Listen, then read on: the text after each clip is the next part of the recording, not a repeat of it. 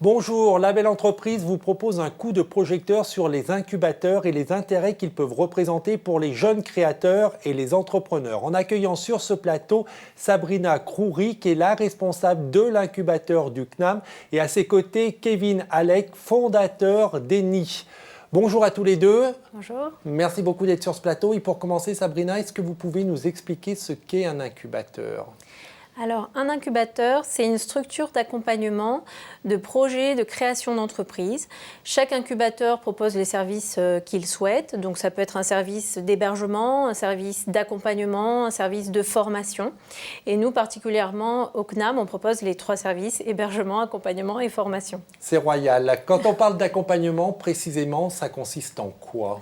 Alors, donc l'accompagnement, donc pour vous parler des services que vous proposez, bien sûr. Que nous proposons. Alors, on a plusieurs types d'accompagnement. On a l'accompagnement individuel, où il y a un référent par incubé qui accompagne sur le montage du projet de création d'entreprise, sur le développement, sur la stratégie. Un accompagnateur enseignant du CNAM. Alors, à savoir qu'au CNAM, nous avons 5000 enseignants. Et parmi ces enseignants, donc on a toutes les disciplines qui sont enseignées, excepté la médecine, et qui peuvent aussi accompagner nos entrepreneurs. On a également 21 laboratoires de recherche, dont 7 labellisés laboratoires d'excellence. Et au niveau de l'accompagnement, donc on a l'accompagnement par mes soins sur la partie faisabilité économique et commerciale, l'accompagnement par un enseignant du CNAM selon les besoins de l'entrepreneur. C'est-à-dire que là, on va vraiment creuser, par exemple là, pour Kevin. Il va nous expliquer après comment il est accompagné. D'accord. Et est-ce qu'il y avait une autre forme d'accompagnement ? Donc là, il y avait le modèle économique avec votre compétence, votre savoir-faire, les enseignants. Est-ce qu'il y avait un troisième aspect Après, que vous on vouliez a aborder ? un avocat, un expert comptable qui interviennent pour accompagner aussi les entrepreneurs. Et on propose des formations pratiques au métier de chef d'entreprise. Donc, on va avoir des formations sur le développement commercial et des formations sur la partie financière pour lever des fonds, pour se préparer au pitch commercial, au pitch auprès des investisseurs. Voilà. C'est un programme bien complet. Alors vous, Kevin, comment vous avez bénéficié de l'accompagnement de l'incubateur du CNAM sur ces 3 aspects, lesquels vous ont le plus particulièrement intéressé ?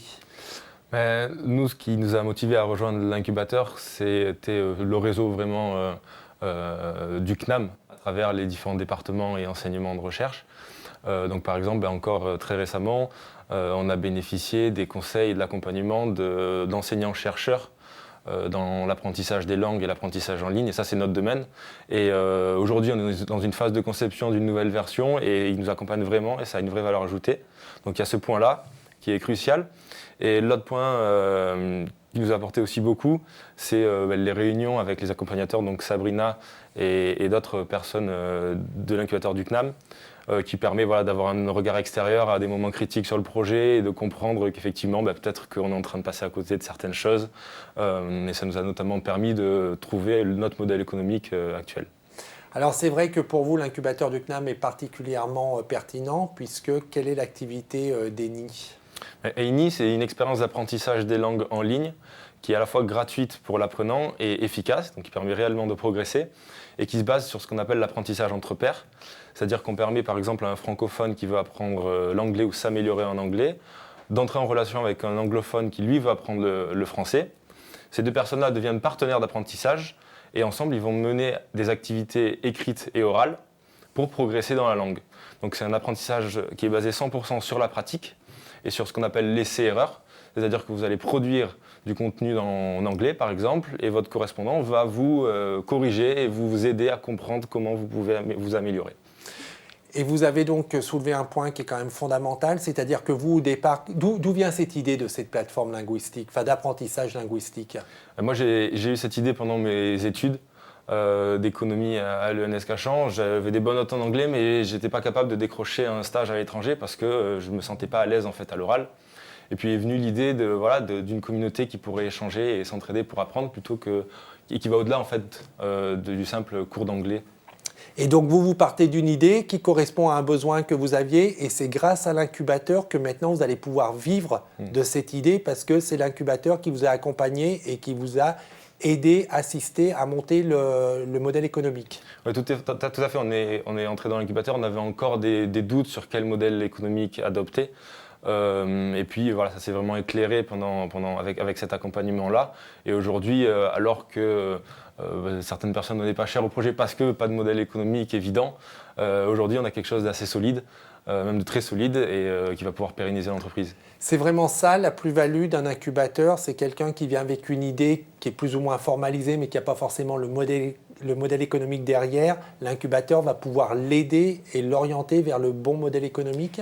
On peut aussi avoir des entrepreneurs qui se présentent aussi. Kevin avait déjà un modèle économique à la base et en fait il l'a testé, il s'est rendu compte qu'il pouvait le faire évoluer de manière différente. On peut aussi venir avec un modèle économique, avoir déjà quand même réalisé un business plan, y avoir réfléchi, et puis en testant au sein de l'incubateur, on constate qu'effectivement il vaut mieux choisir cette voie plutôt que cette voie. Ça dépendra aussi des résultats concrets, puisque là on est en grandeur réelle, on va voir ses clients, ses prospects et on voit un peu les retours qu'on a, et en fonction de ça, réajuster son modèle. Bon, c'est plutôt ça. À quel moment de votre parcours vous avez intégré l'incubateur ? Par rapport à l'idée que vous aviez eue, est-ce que vous avez tout de suite trouvé un incubateur ou vous avez laissé mûrir, vous aviez déjà le prototype? À quel moment vous avez intégré? Au lancement du projet, moi j'avais cette idée, j'ai rassemblé une équipe, on a fait ce qu'on appelle un hackathon, donc un concours de lancement d'entreprise. On a gagné un prix, on avait eu un partenariat avec HP, puis ensuite on a eu une première phase à l'issue de ça, d'accélération au sein d'un accélérateur, qui nous a permis de tester des premières choses. Et ensuite on a intégré l'incubateur du CNAM sur une période un peu plus longue. Le projet était un peu plus mature, un peu plus solide, et c'est au moment on avait testé, validé qu'il y avait quelque chose de très intéressant à faire. Et maintenant, là, on est dans la phase vraiment de transformation. Donc, c'était dans la phase de transformation vraiment de l'idée prototype en entreprise viable. C'est vraiment à ce moment-là qu'il faut songer à intégrer un incubateur? Oui, je pense. En tout cas, après, ça dépend des critères de chaque incubateur. Mais c'est vrai que c'est bien de présenter sa candidature pour un incubateur quand on est passé déjà du stade de l'idée au projet. Et maintenant, on souhaite développer ce projet. Et là, on se fait accompagner pour ça. Quelles sont les conditions requises pour intégrer votre incubateur, celui du CNAM? Alors nous, on a plusieurs critères. On a déjà le critère d'innovation, donc il faut que ce soit un projet innovant. On n'est pas forcément sur de l'innovation technologique ou technique, ça peut être de l'innovation d'usage, de procédés, de management ou autre. On a un critère aussi de création d'emplois. C'est-à-dire qu'on souhaite que les entrepreneurs créent à minima 10 emplois dans les 5 années suivant la création d'entreprise. Et on a un critère de scalabilité, c'est-à-dire qu'il faut que ce soit un projet à fort potentiel d'affaires. Ça a été dur d'intégrer l'incubateur du CNAM? Et vous vous souvenez un petit peu de ça passe quoi? Donc il y a un premier dossier, puis après vous avez été défendre oralement devant un jury votre projet? Oui, c'est ça, c'est un peu comme les concours dans les écoles. On a une épreuve écrite, on envoie un dossier de candidature qui est fourni par l'incubateur du CNAM. Donc première phase de sélection, et si on est retenu à l'issue de cette phase, on est invité à présenter plus amplement son projet donc ça prend la forme d'un pitch de 10 minutes, en tout cas moi c'était ça. Oui, c'est ça. Donc oui, on présente son projet donc, aux personnes là. Quel souvenir vous en gardez de ce passage devant le jury du CNAM? C'est assez stressant parce que c'est souvent critique en fait pour un entrepreneur de pouvoir être accompagné. Donc quand on se lance, il n'y a que des moments critiques. Hein. Donc c'est assez stressant parce que ça a été vraiment qui tout double, quoi, hein.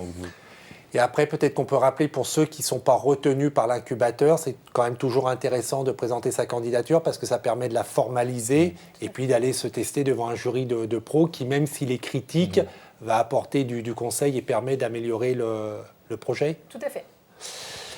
Toujours sur l'incubateur, donc je pense que et la façon de l'intégrer, je pense que vous recevez énormément de bons projets qui répondent aux critères que vous avez évoqués tout à l'heure. Qu'est-ce qui va vraiment faire la différence et quel est le conseil que vous pourriez donner à des personnes qui souhaitent intégrer un incubateur? Alors, ce qui va faire la différence, donc nous, on va toujours voir par rapport à nos critères. Du coup, c'est l'équipe. L'équipe est très importante, c'est-à-dire que quand on crée une start-up, on crée en fait aussi une mini-direction générale qui doit être pluridisciplinaire. Donc, il faut s'assurer aussi d'avoir bien constitué la bonne équipe pour réussir son projet. Ensuite, on a effectivement ce critère important de potentiel de développement du projet et l'objectif, c'est de faire vraiment un développement au niveau national, voire international. Donc là aussi, c'est un critère qui nous est cher. Et alors pour illustrer ces propos, la bonne équipe, vous avez commencé, je crois que vous êtes 3 à avoir fondé ENI. Oui. Quels étaient les profils? Donc vous avez fait l'ENS de Cachan, l'École normale supérieure, Oui. et les 2 collègues, ils ont Alors, le même profil ou Non, l'idée, c'est quand son projet, c'est quand même de trouver des profils complémentaires, sinon on se marche dessus et il manque des éléments dans le projet. Donc il y a un profil technique, parce qu'on est sur un produit numérique en ligne, mais un profil donc communicant. Et nous, on a trouvé que c'était la bonne formule par rapport au cœur de métier, à notre cœur de métier en fait, qui était à créer. Et le fort potentiel de développement, c'est que vous avez en perspective un développement international? Oui, tout à fait. Nous, on est fondamentalement international, puisqu'on est sur l'apprentissage de langue. Donc, on va se lancer dans un premier temps, on va se concentrer sur la France et l'Angleterre, donc les Français et l'anglais. Et effectivement, c'est un modèle qui est très réplicable. Donc, il y a beaucoup de travail à mener au début pour la méthode. Et ensuite, oui, c'est scalable. L'incubation, c'est un moment dans la vie d'une entreprise. Après, quelle va être la prochaine étape de développement de votre entreprise? Ça fait combien de temps que vous êtes à l'incubateur du CNAM? Alors, ça va faire 6 mois. Ouais. On reste quoi, 2 ans en général? Maximum 12 mois. Donc 1 an. Oui. Donc dans 6 mois, en gros, quelle est la prochaine étape de développement?